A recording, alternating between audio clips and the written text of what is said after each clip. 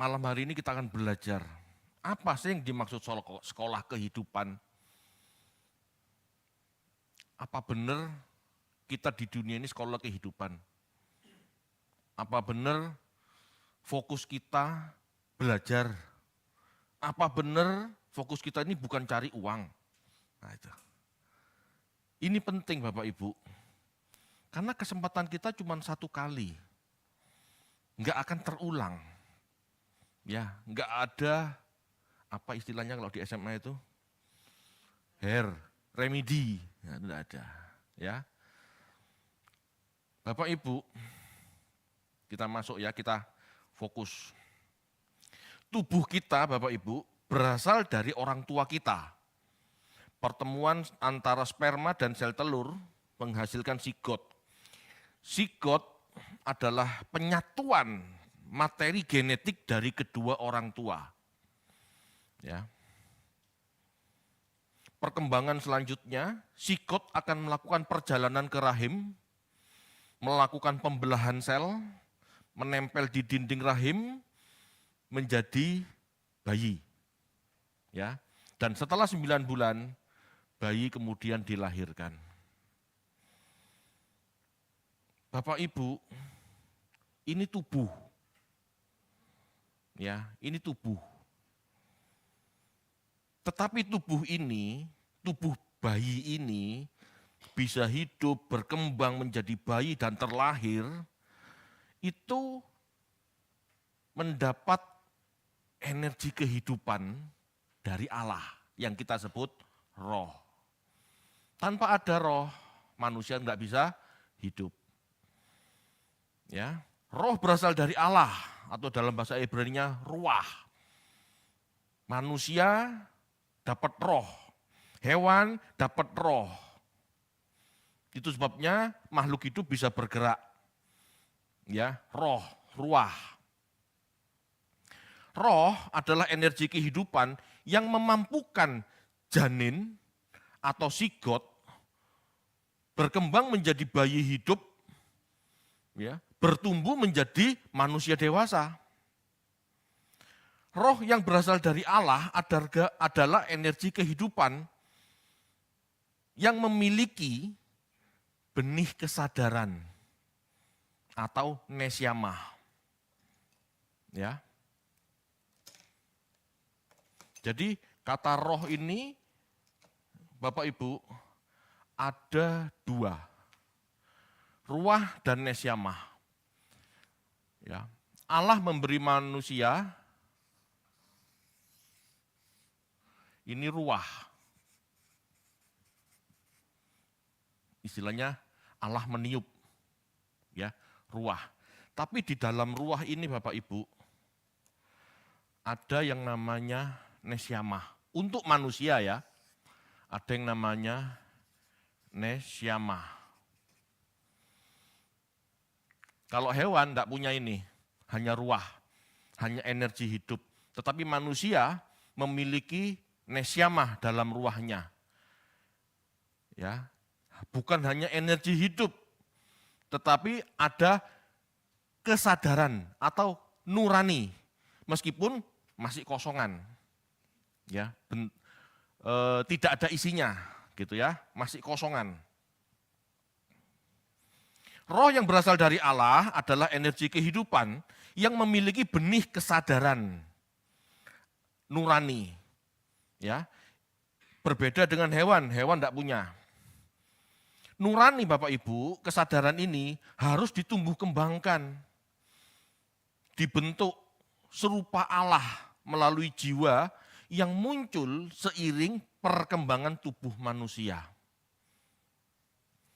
Jadi Bapak Ibu, pada saat bayi terlahir dengan ruah yang kosong, dengan ruah dan nesyamah, nesyamahnya masih kosong, belum terisi, ya, belum terisi. Begitu anak ini terlahir, mulai seorang bayi itu terisi, mulai seorang bayi terisi.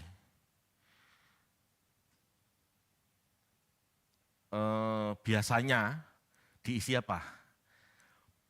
Papa, mama, gitu. Biasanya diisi itu. Ngerti gak ngerti, orang tua selalu begitu, betul enggak? Yang bagus tuh sebetulnya saudara kita muslim, begitu terlahir langsung diajani, langsung sembayangi. Itu bagus. Ya. Mereka berusaha memasuk, ya aku nggak tahu ya, saya nggak ngerti mereka ngerti apa enggak tentang ini, tetapi mereka berusaha memberikan kesadaran yang utama dalam jabang bayi ini. Istilahnya begitu. Ini sesuatu yang baik. Ya, ini sesuatu yang baik. Bapak Ibu, pada saat bayi masih baru dilahirkan, bertumbuh berkembang setahun, 2 tahun, 3 tahun, itu akan terisi terus. Dari apa yang menjadi kebiasaan seorang anak. Jadi anak ini lahir dengan nesiamah yang kosong, diisi oleh kebiasaan, tradisi, pendidikan dari siapa? Orang tua, keluarga. Itu sebabnya bahaya Bapak Ibu bagi bayi-bayi hidup di lingkungan keluarga yang belum bertobat, yang toksit. Itu terekam kuat. Ya. Bapak Ibu, seringkali orang Kristen memahami salah Yakobus 4 ayat 5. Ayo dibaca yuk, Yakobus 4 ayat 5.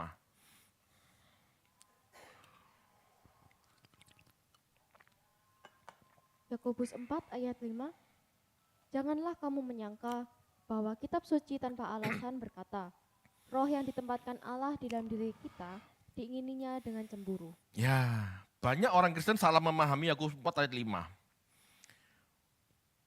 Banyak yang berpikir roh di ayat ini adalah Roh Kudus. Ini salah. Pada diri seseorang, Allah menempatkan ini. Nesiamahnya, roh yang dari Allah ini, kesadaran ini sebetulnya. Ya. Jadi Allah menghembuskan nafas, Allah menghembuskan roh. Di dalam roh ada kesadaran. Ini yang diinginkan Allah, bukan Roh Kudus. Kalau Roh Kudus itu rohnya Allah, lah ngapain Allah menginginkan rohnya? Roh Kudus tidak akan diinginkan Allah. Kenapa? Ya memang rohnya, nggak akan tersesat, ngilang kemana, nggak akan. Nggak akan Roh Kudus diinginkan Allah dengan cemburu, ngapain lah, wong itu roh-rohnya Allah sendiri kok. Yang diinginkan Allah dengan cemburu ini roh ini loh, nesiamah ini loh khususnya. Bapak Ibu, roh di ayat ini adalah roh dari Allah, ya, yang ditempatkan pada kita sebagai energi kehidupan dan kesadaran nurani. Ini berasal dari Allah, karena Bapa adalah sumber segala roh. Ya, kita lihat gambarnya. Tolong, gambar.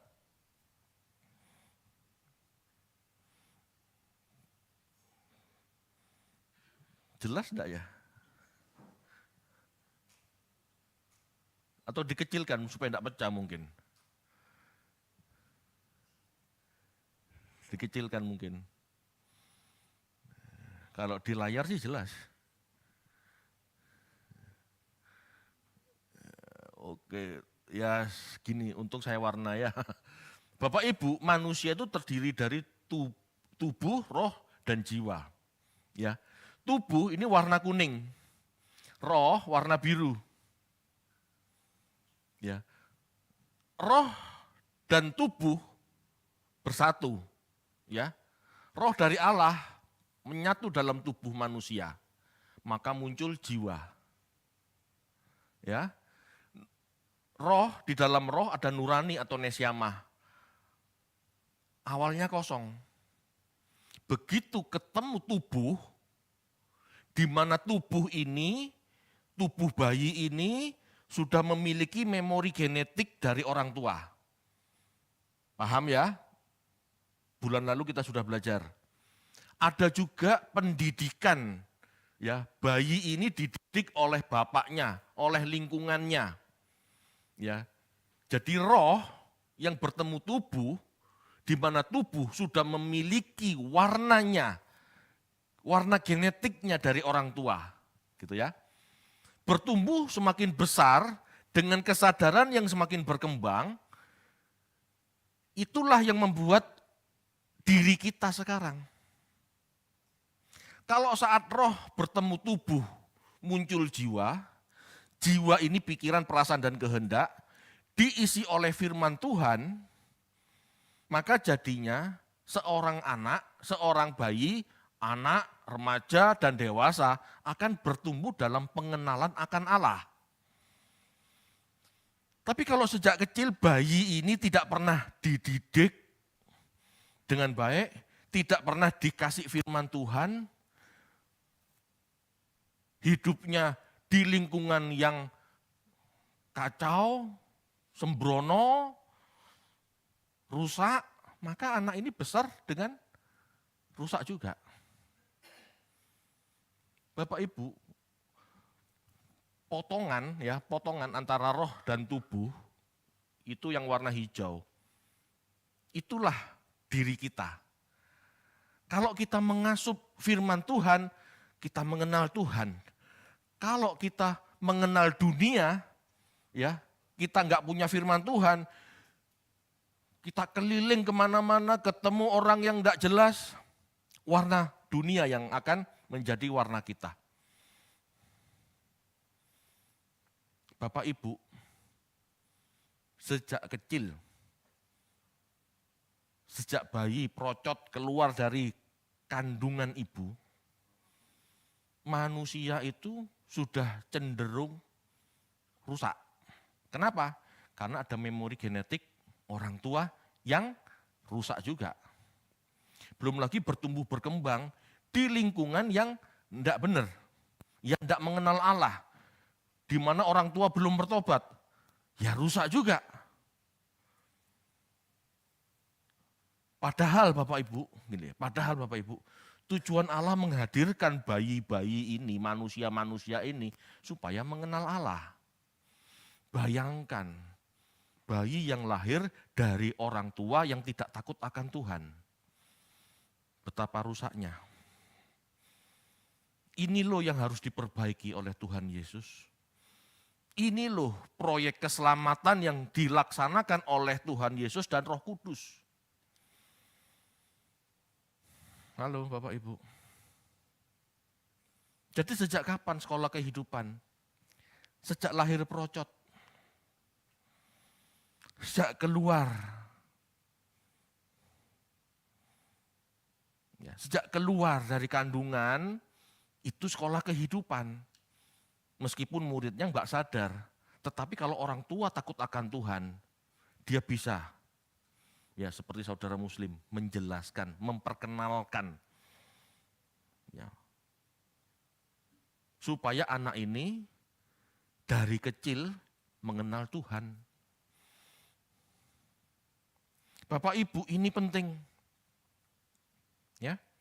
Jiwa kita muncul, ya jiwa, pikiran, perasaan, dan kehendak kita muncul saat tubuh memperoleh roh, energi kehidupan. Dan secara bertahap sesuai perkembangan fisiknya, bayi semakin dewasa. Maka jiwa mulai mewarnai roh. Ya. Begitu kita manusia, bayi atau balita mulai bisa berpikir, mulai bisa mendengar, melihat, berpikir gitu ya. Maka jiwa mulai mewarnai roh. Mewarnai ini.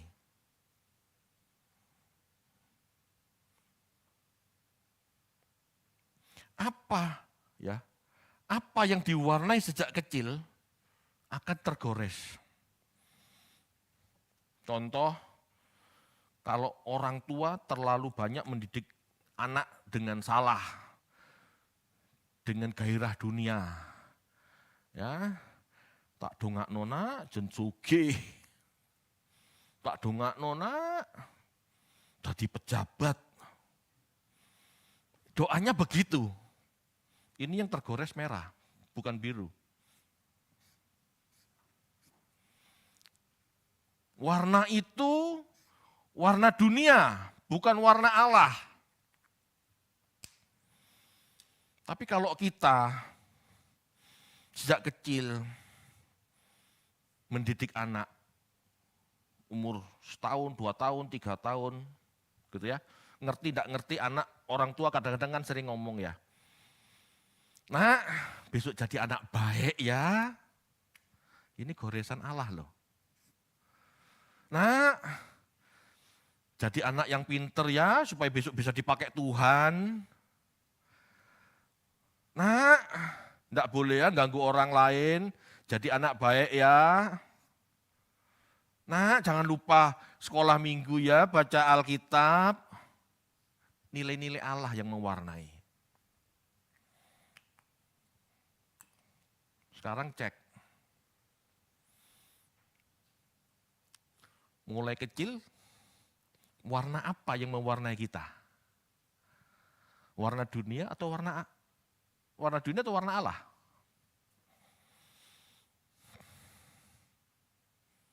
Kebanyakan Bapak Ibu kita kalah start.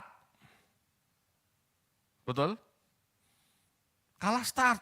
Dari kecil kita sudah dididik salah dulu. Ini saya ingatkan bagi Anda-Anda yang punya anak kecil, mulailah mendidik dengan benar. Warna Allah yang harus muncul.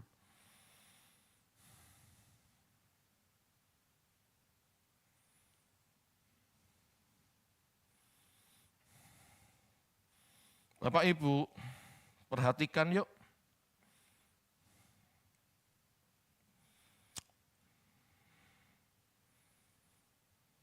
Jiwa seseorang yang berproses di otak, ya, jiwa, pikiran, perasaan, dan kehendak itu ada di otak. Akan terbentuk dari memori DNA tubuh orang tua dan pengalaman pendidikan selama anak bertumbuh semakin besar dalam asuhan orang tua dan lingkungan. Jiwa ini Bapak Ibu secara bertahap akan membentuk nurani, kesadaran kita, ya, dari kosong menjadi berisi, dari kosong menjadi berisi. Berisi apa? Berisi warna Tuhan atau berisi warna dunia, ya tergantung yang diserap. Tergantung yang masuk. Jiwa ini secara bertahap membentuk nurani kita, kesadaran kita.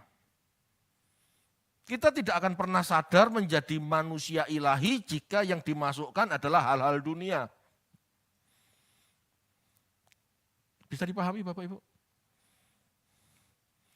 Jika pikiran dan perasaan kita diisi hal-hal yang meracuni, jiwa kita akan sakit. Sakit jiwa. Demikian sebaliknya, jika pikiran perasaan kita diisi hal-hal yang baik, mulia, baik dan mulia, maka jiwa kita akan sehat. Itu sebabnya pendidikan anak di usia emas, balita, 6-12 tahun, ya sejak dini, ini sangat penting dan sangat perlu diperhatikan. Ya. Bapak Ibu, banyak orang berpikir, masih kecil kok, nggak ngerti apa-apa. Mereka belum mengerti, dalam arti tidak bisa berpikir kritis, betul. Tetapi balita itu menyerap semua apa yang dilihat, apa yang didengar. Bisa dipahami? Melihat bapaknya ngerokok, saat itu tidak kepingin ngerokok, tapi suatu saat akan muncul keinginan merokok.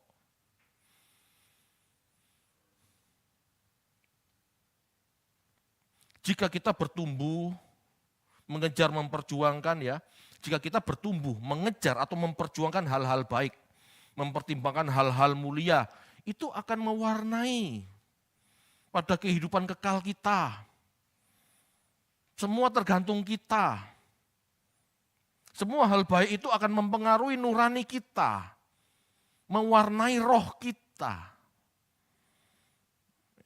Kita baca yuk, Roma 2 ayat 6 sampai 8.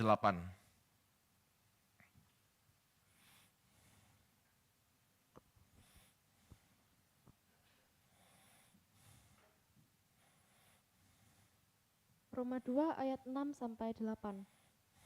Ia akan membalas setiap orang menurut perbuatannya, yaitu hidup kekal kepada mereka yang dengan tekun berbuat baik, mencari kemuliaan, kehormatan dan ketidakbinasaan. Tetapi murka dan geram kepada mereka yang mencari kepentingan sendiri, yang tidak taat kepada kebenaran, melainkan taat kepada kelaliman. Bapak Ibu, apa yang kita cari di dunia ini? Tekun berbuat baik, mencari kemuliaan, kehormatan, ketidakbinasaan, atau mencari yang jahat? Mencari kepentingan sendiri, egois, tidak taat pada kebenaran, nuruti hidup lalim. Masalahnya Bapak Ibu, seseorang akan mengejar kemuliaan atau mengejar kelaliman, kejahatan, ini tergantung dari didikan sejak dini. Nilai-nilai apa yang orang tua kasih? Kalau nilainya adalah uang, jabatan, tahta, ketenaran, maka anak akan mengejar itu dengan berbagai macam cara. Tetapi kalau anak dididik, ya, diinformasikan hal-hal yang baik, takut akan Tuhan, kejujuran, integritas, kesetiaan, itu yang akan dia kejar. Nilai-nilai apa yang diberikan pada anak, itulah yang akan bertumbuh dan berkembang. Itulah yang akan menjadi pilihan seorang anak, pilihan seseorang yang bertumbuh dewasa.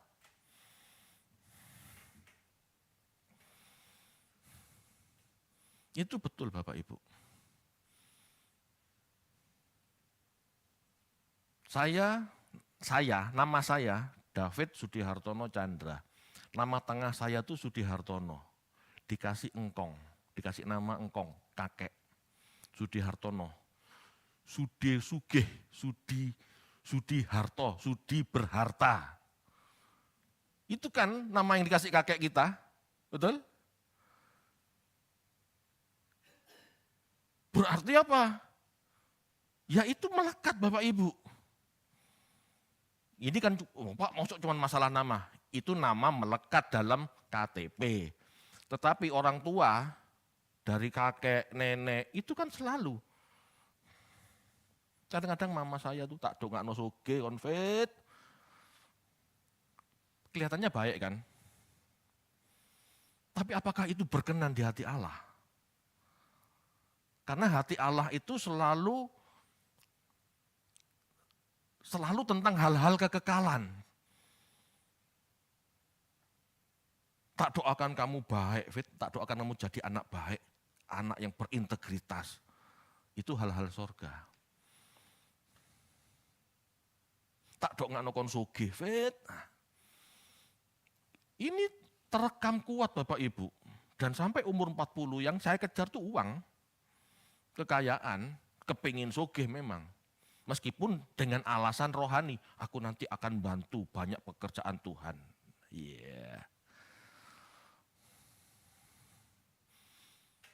Cita-cita ini tidak salah, tapi kan modus kadang-kadang Bapak Ibu. Betul enggak? Benar-benar memberkati pekerjaan Tuhan tidak salah. Tapi kan dimulai dari kekayaan dulu. Dimulai dari harta dulu, dimulai dari materi dulu. Masalah besok bantu pekerjaan Tuhan atau tidak, ya itu urusan nanti kan. Tetapi setidaknya kan saya nyekel duit dhisik, sugih dhisik. Sekali lagi, harta itu netral Bapak Ibu. Tetapi kalau anak diajar sejak dini, cinta materi, cinta uang itu yang jadi masalah. Karena belum tentu setiap orang mampu mengendalikan materi atau uang. Ngerti maksud saya? Bapak Ibu, proses terbentuknya jiwa yang baik ini bukan proses mudah. Ya. Sebab dalam daging kita sudah ada memori genetik dan pengaruh buruk orang tua di awal kehidupan kita yang saling mempengaruhi. Ya. Ada benih dosa yang diwariskan. Ini tidak gampang Bapak Ibu. Jiwa yang mempengaruhi atau mewarnai roh, ini tidak bisa sekejap kan. 6 tahun pertama usia emas. Ya. Tak dongakno sugih, tak dongakno sukses, belum lagi didikan-didikan pengasuh kita, pembantu kita. Kan kita nggak tahu toh apa yang masuk dalam telinga pembantu kita toh. Diajari apa sama pembantu kan nggak ngerti toh. Itu terekam kuat. Sedangkan anak mengerti firman Tuhan, paling awal orang Kristen ya, masuk sekolah minggu, itu usia berapa? 6 tahun, 7 tahun, betul? Sudah kalah berapa tahun? 6 tahun. Yang masuk ke anak kita, itu warna dunia sudah mendahului 6 tahun daripada firman Tuhan. Kenapa? Karena orang Kristen terlalu percaya sama sekolah minggu.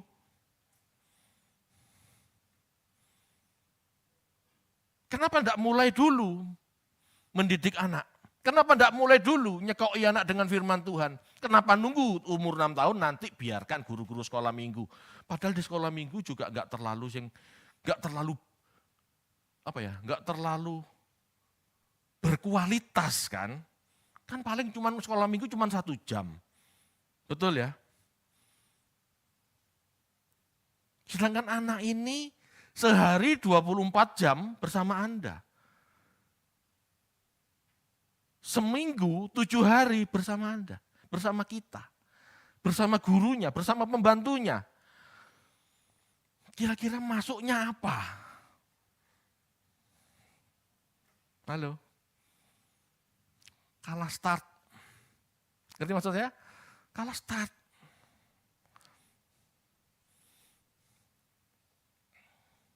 Jiwa tidak bisa berubah dalam sekejap. Seorang tidak bisa mendadak baik atau mendadak jahat. Ada proses panjang dan dibutuhkan keputusan mau menyangkal diri. Tapi kan tidak bisa Pak, Bu, anak usia 6 tahun menyangkal diri kan tidak bisa. Ya. Anda silahkan dengar metanoia 1, 2, 3, 4. Nah itu 6 tahun pertama dididik keluarga, lingkungan. Ini sudah masuk hal-hal negatif. 6 tahun sampai 24 tahun hidup dalam keluarga, masyarakat, sekolah. Dan saya yakin pengaruh buruk yang masuk, bukan pengaruh baik. Bisa hitung-hitungan.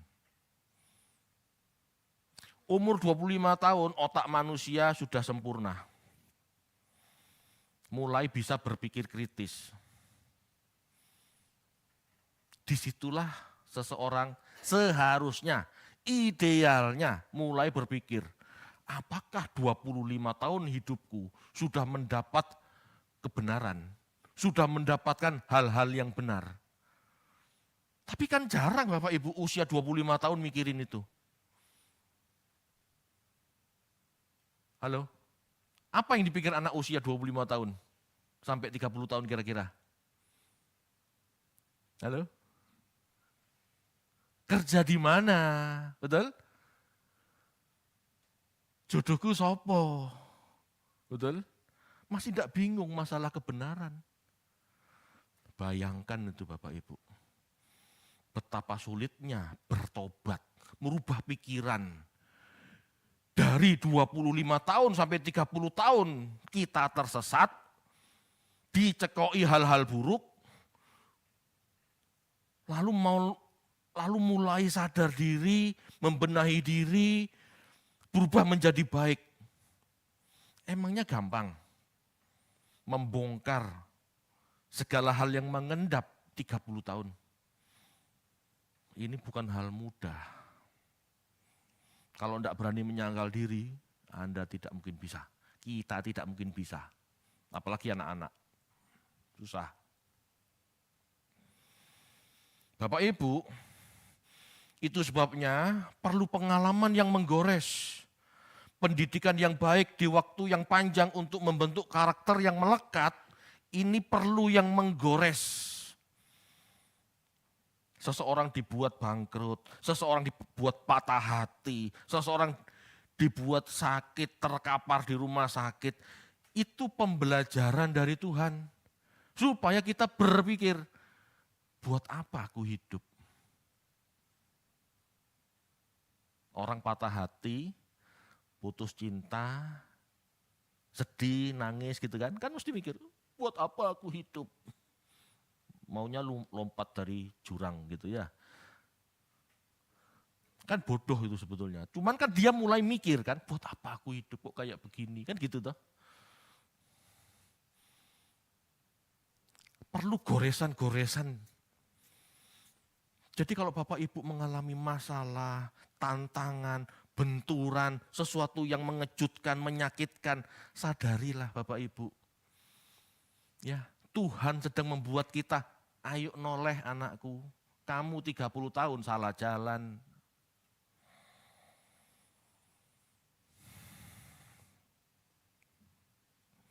Bapak Ibu, roh kita yang diwarnai jiwa, yang mengerti firman Tuhan, dan pengalaman hidup bersama Tuhan akan penuh dengan gairah kudus. Kalau kita tidak baca firman, tidak mengerti, kita tidak dipenuhi gairah kudus. Dan Roh Kudus ini akan membimbing kita melanjutkan perjuangan menjadi kudus dan berkarakter seperti Kristus. Masalahnya bagaimana kita berkarakter Kristus kalau tidak mengenal Kristus? Bagaimana kita bisa penuh dengan gairah kudus kalau kita tidak mengerti kebenaran firman? Betapa pentingnya baca firman, merenungkan siang dan malam dan melakukannya. Kalau Anda tidak punya fokus untuk ini, Anda tidak akan pernah berubah. Tidak akan pernah berubah. Kalau kita mau jujur Bapak Ibu, ya kalau kita mau jujur, dari 100 orang yang didoakan pada saat altar call, KKR, bertobat, siapa yang benar-benar sungguh-sungguh berubah? Ada 10 orang? Tidak sampai. Tidak sampai. Dari banyak cowok-cowok yang ikut ke gerakan apa? Gerakan pertobatan. Sekian hari ngumpul, 3-4 hari digembleng firman Tuhan. Sebulan berubah, 2 bulan? 3 bulan berubah? Enggak. Kenapa? Karena firman ini adalah perjuangan seumur hidup. Setiap hari harus kita kenakan. Enggak bisa cuma 3 hari.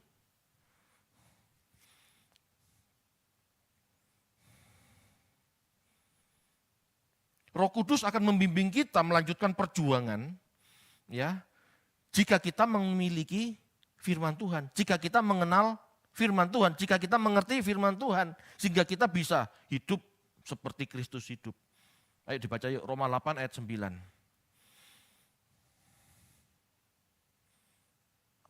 Bapak Ibu, karena setiap orang yang menjadi seperti Kristuslah yang disebut milik Kristus. Kalau kita tidak jadi seperti Kristus, kita tidak pernah disebut milik Kristus. Kalau kita tidak disebut milik Kristus, kita tidak pernah kembali ke rumah Bapak. Ayo dibaca yuk. Roma 8 ayat 9. Tetapi kamu tidak hidup dalam daging, melainkan dalam roh, jika memang roh Allah diam di dalam kamu. Tetapi jika orang tidak memiliki roh Kristus, ia bukan milik Kristus. Iya. Kalau dia nggak punya roh Kristus, tidak punya gairah seperti Kristus, dia bukan milik Kristus. Kristus itu tidak mengejar hal-hal duniawi. Kristus itu hidup tujuannya apa? Menyenangkan Bapa, melakukan kebenaran, hidup yang benar, bagaimana membantu menolong sesama. Itu loh fokusnya Tuhan Yesus. Kalau kita tidak punya karakter seperti Yesus, kita bukan milik Kristus. Boleh bekerja, boleh cari duit, harus. Tetapi ayo fokusnya perubahan batin. Bagaimana bekerja tetapi memiliki nilai-nilai Tuhan. Bagaimana bekerja memiliki nilai-nilai spiritual. Jangan bekerja, numpuk harta dengan nilai-nilai dunia. Kepingin ini beli, kepingin itu beli, jalan kemana, foya-foya, senang-senang sendiri. Lupa tidak mengerjakan keselamatan. Bahaya Bapak Ibu. Bapak Ibu, dalam ilmu pengetahuan saat ini tidak mengenal yang namanya roh. Ya, kalau Anda lihat pakar-pakar biologi, pakar-pakar neuroscience, mereka tidak menyebut yang namanya roh, tidak mengenal yang namanya roh. Ya, tetapi Alkitab jelas menyatakan keberadaan roh. Makanya oleh sebab itu gitu ya, kita harus juga memahami bahwa roh ini apa. Roh ini saya pahami sebagai energi kehidupan yang mengandung kesadaran. Sebab makhluk hidup tidak dapat hidup tanpa energi kehidupan. Ya ini dari Allah. Dunia roh di luar jangkauan dunia fisik kita. Tetapi bukan berarti tidak ada. Ya, sebab tidak mungkin yang namanya makhluk hidup mampu hidup tanpa energi kehidupan dari Allah, tidak mungkin. Bahkan Bapak Ibu, roh atau energi kehidupan itulah sesungguhnya realitas kita. Realitas kita ini bukan David yang berat badannya 100 ini. Realitas David adalah roh yang di dalam David. Roh yang di dalam David ini tidak bisa ditimbang. Belum tentu 0,1 gram, belum tentu. Luarnya David 100 kilo ini casing. Suatu saat saya meninggal berarti roh terlepas dari tubuh.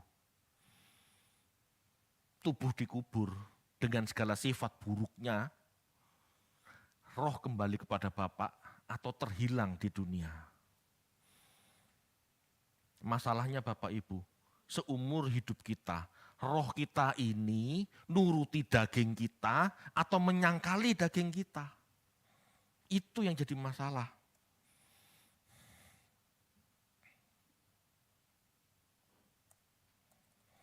Bapak Ibu,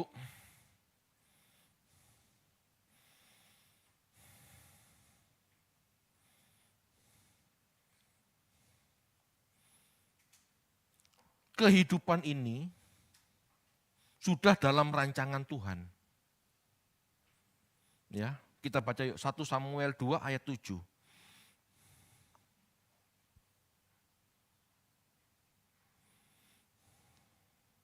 Samuel 2 ayat 7. Tuhan membuat miskin dan membuat kaya. Ia merendahkan dan meninggikan juga. Amsal 22 ayat 2.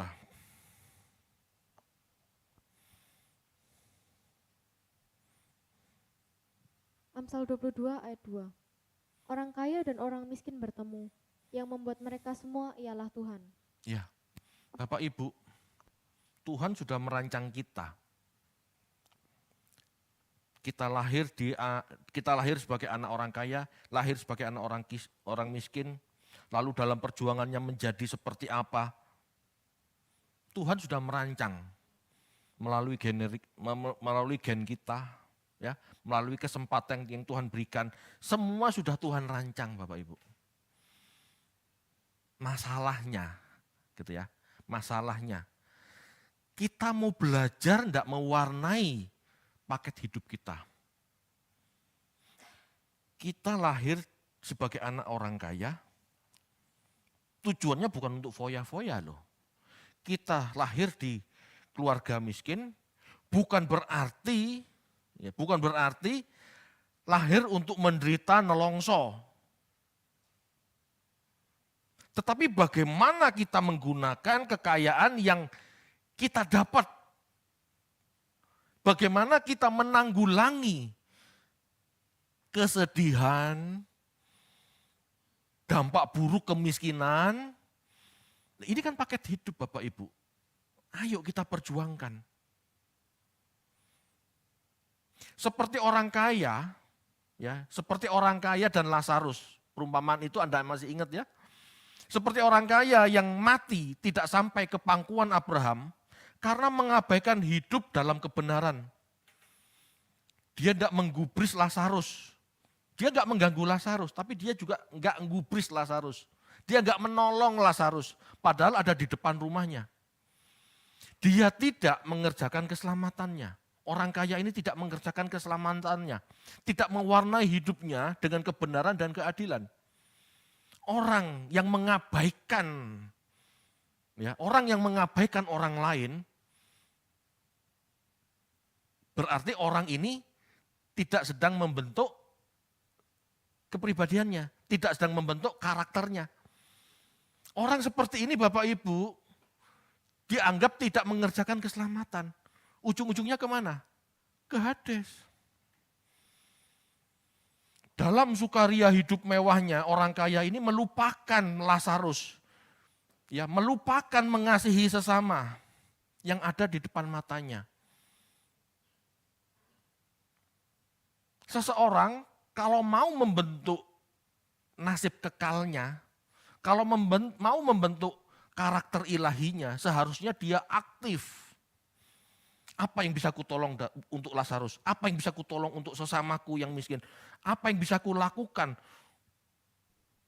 untuk banyak hal yang mengembangkan, membangkitkan nasib orang banyak.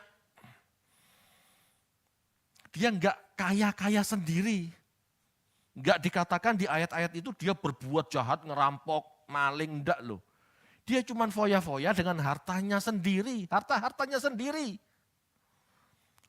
Tetapi dia enggak melakukan apa yang seharusnya Alkitab katakan. Perhatikan orang lemah, tolong bersikaplah adil. Enggak dia lakukan.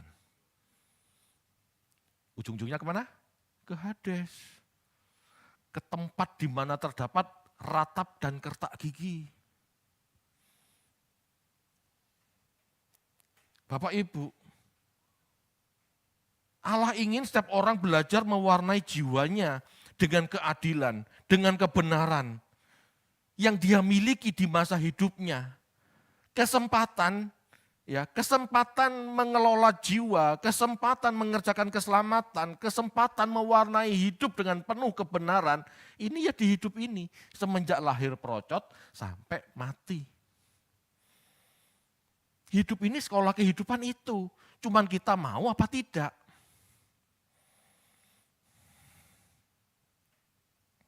Hanya orang-orang dengan roh jiwa yang sekarakter Allah, yaitu adil dan benar, dalam arti penuh kasih yang kembali kepadanya.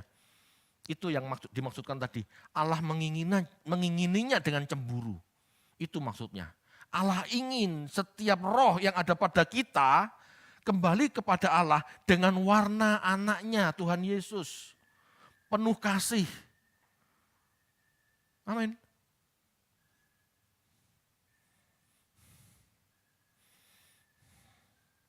Bapak Ibu,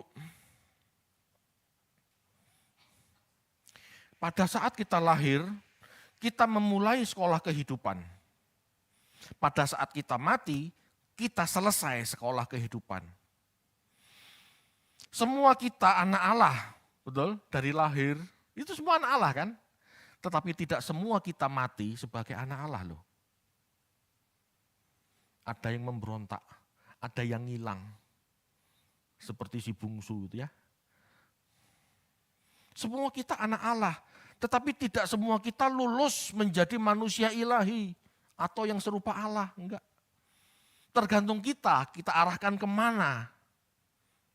Semua anak ingin sekolah dan semua anak kita sekolahkan, betul? Tetapi tidak semua anak benar-benar sekolah. Ngerti tidak maksudnya? Demikian kita dalam hidup ini, kita serius tidak kita serius tidak mengerjakan keselamatan kita. Kita serius tidak ikut Tuhan.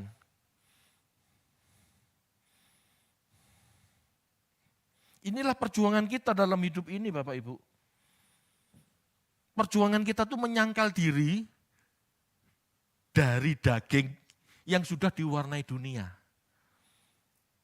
Mau enggak kita melepaskan dari karakteristik dunia? Jangan selalu ngomong, biasa Pak, namanya orang ya begitu, kita kan masih manusia. Ini kadang-kadang kalimat-kalimat yang seolah-olah wajar, padahal itu sakit, salah.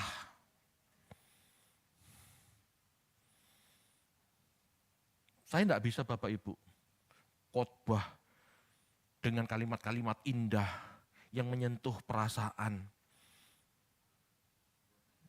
berpuitis gitu tidak bisa. Itu bagus ya Bapak Ibu, kalau bisa bagus. Tapi saya tidak bisa. Yang saya bisa lakukan memberikan penjelasan.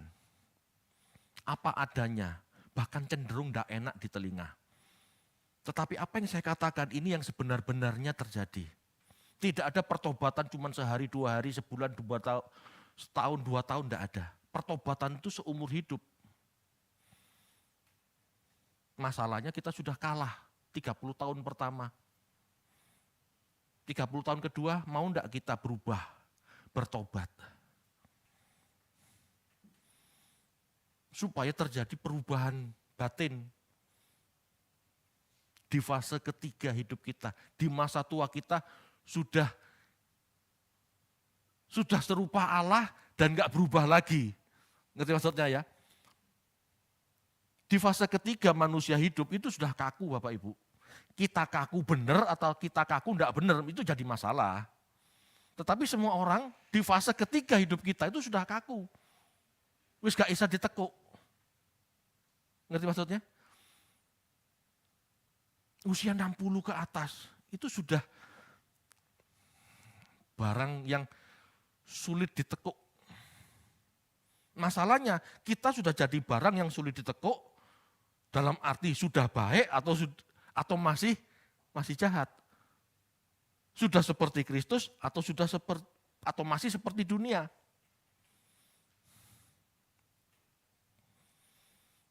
Bapak Ibu,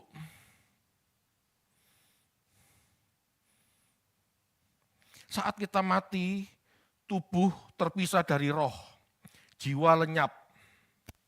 Ya. Tetapi apakah roh kita terwarnai, terbentuk seperti warna Kristus? Kalau seperti warna Kristus, ya kita kembali ke rumah Bapa.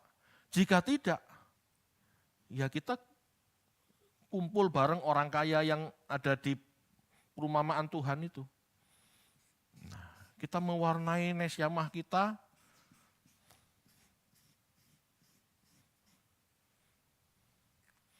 menjadi biru seperti warna Allah, ini warna Allah gini.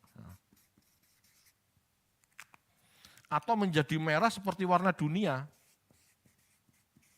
Ini kita sendiri yang mewarnai.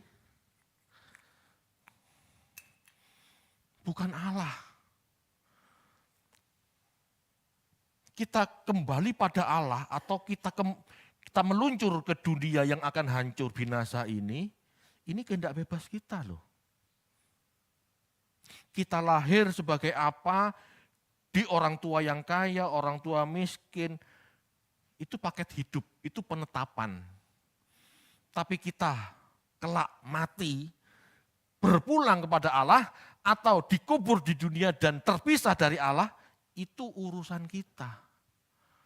Tugas saya mengingatkan kita semua, ayo warnai nesyamah kita, nurani kita, kesadaran kita dengan firman Tuhan.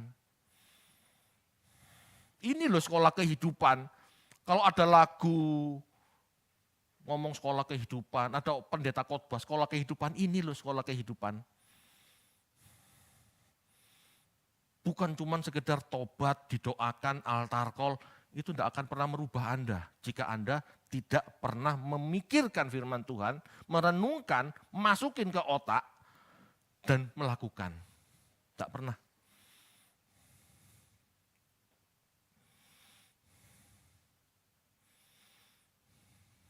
Kita baca yuk Efesus 6 ayat 10 sampai 13.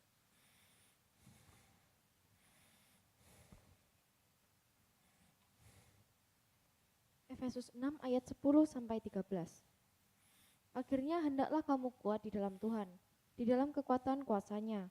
Kenakanlah seluruh perlengkapan senjata Allah supaya kamu dapat bertahan melawan tipu muslihat iblis.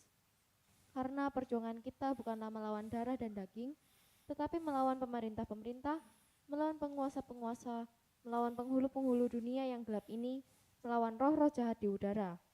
Sebab itu ambillah seluruh perlengkapan senjata Allah, supaya kamu dapat mengadakan perlawanan pada hari yang jahat itu dan tetap berdiri, sesudah kamu menyelesaikan segala sesuatu. Ya, Bapak Ibu, musuh kita penguasa-penguasa di udara. Ini Anda jangan bayangkan gendruwo, wewe gombel yang gentayangan ya, jangan enggak seperti itu. Musuh kita penguasa-penguasa dari udara ini segala macam ide-ide dan gairah dunia. Setiap zaman ada gairahnya. Dulu masa saya masih muda, gairahnya anak muda itu ke diskotik, ke night club. Ya, dugem. Betul? Zaman sekarang beda kan? Saya baca, saya dapat informasi, night club dugem itu semakin sepi. Tidak seramai dulu. Yang ramai apa sekarang? Game. Betul. Game. Banyak orang tidak keluar kamar. Di dalam kamar tapi ngetu, ngegame. Itu gairah-gairah dunia. Musuh kita di udara itu sebetulnya. Di mana setiap zaman ada beda. Di setiap wilayah ada beda. Perbedaannya banyak. Itu gairah dunia. Tapi gairah Tuhan, gairah Kristus cuma satu. Bagaimana menyenangkan Bapak, bagaimana hidup menyenangkan Bapak, bagaimana hidup dengan dewasa dan menjadi berguna buat sesama. Itu. Tetapi kita kan dikesampingkan, gitu ya. Diserongkan, kita terhanyut tanpa sadar. Kalau di zaman saya ikut dugem, ikut trek-trekan.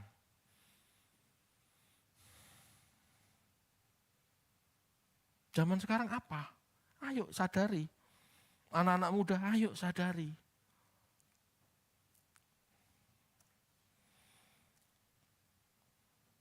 Penguasa udara di Republik Indonesia apa? Roh-roh jahat penguasa udara di Indonesia apa? Korupsi. Nah kita ngikut enggak? Wah enggak ikut korupsi enggak dapat jatah Pak. Loh, iya kan? Kita ngikut enggak? Kesombongan, validasi, pamer, flexing. Itu kan roh-roh jahat di udara yang harus kita perangi.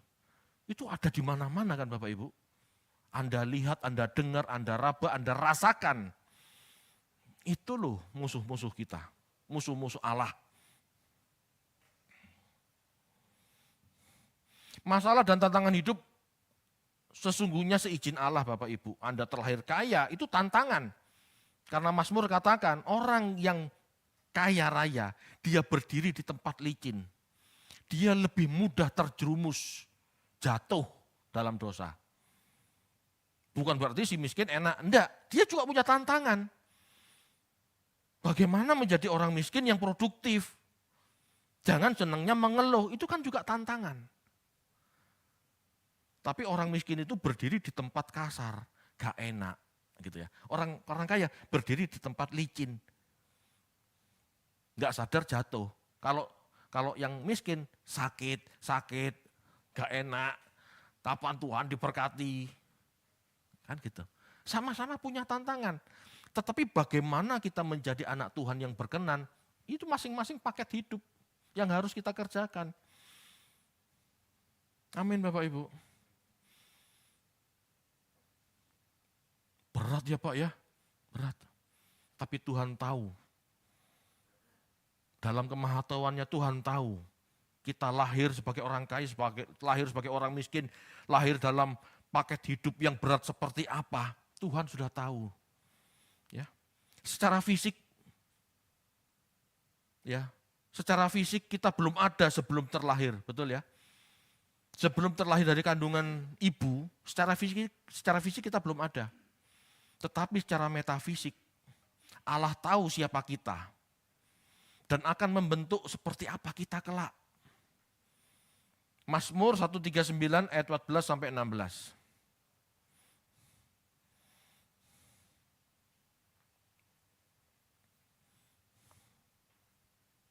Mazmur 139 ayat 14 sampai 16. Aku bersyukur kepadamu oleh karena kejadianku dahsyat dan ajaib. Ajaib apa yang kau buat dan jiwaku benar-benar menyadarinya. Tulang-tulangku tidak terlindung bagimu. Ketika aku dijadikan di tempat yang tersembunyi dan aku direkam di bagian-bagian bumi yang paling bawah. Matamu melihat selagi aku bakal anak, dan dalam kitabmu semuanya tertulis hari-hari yang akan dibentuk sebelum ada satupun daripadanya. Ya, sebelum kita lahir Bapak Ibu, Allah memberi roh pada ini contoh ya. Ini David secara fisik. Allah menaruh rohnya ke tubuh bayi namanya David ini, itu dalam sepengetahuan Allah. Dan dia tahu kemampuanku melalui paket hidupku sebagai bayi yang namanya David. Itu sebabnya Bapak Ibu, Tuhan katakan kamu gak akan dicobai melampaui kekuatanmu, gak akan. Karena Tuhan sudah tahu. Allah adalah Bapa kita, sumber roh dari kita. Sehingga tidak mungkin Allah menetapkan kita untuk kalah dan binasa, enggak. Allah tidak akan menaruh kita di posisi yang tidak mampu kita menangkan. Amin. Semua kita yang menderita jangan bersungut-sungut. Semua kita yang lagi berkelebihan dan mapan hidupnya, segera cari apa yang bisa Anda kerjakan demi keselamatan jiwa Anda. Istilahnya kalau Pak Eras pakai itu apa? Carilah penderitaan. Jangan nyaman di tempat aman. Itu tempat licin. Ya. Yang nyaman, yang kaya, carilah penderitaan. Yang miskin, ubahlah hidup Anda. Kerja lebih produktif tanpa bersungut-sungut. Setiap kita punya paket hidup yang harus dimenangkan. Ayo kita tolong menolong. Saling menopang. Ini sekolah kehidupan. Anda mau mengerjakan apa tidak? Jangan jadi seperti orang kaya. Tetangganya Lazarus ini. Dia cuek. Dia gak mengganggu Lazarus loh. Tapi dia juga tidak melakukan kebenaran. Dia juga tidak menolong Lazarus. Ini salah loh Bapak Ibu. Yakobus mengatakan, jika kamu tahu apa yang baik, tapi kamu tidak melakukannya, kamu berdosa. Sama. Kalau kamu tahu kesempatan melakukan kebenaran, kamu gak lakukan kebenaran, kita bersalah. Kalau kamu tahu kita punya kesempatan merubah diri, tapi gak mau merubah diri, kita bersalah. Ini loh sekolah kehidupan. Mau enggak kita menjalani? Amin Bapak Ibu. Bisa dipahami? Mari kita berdoa.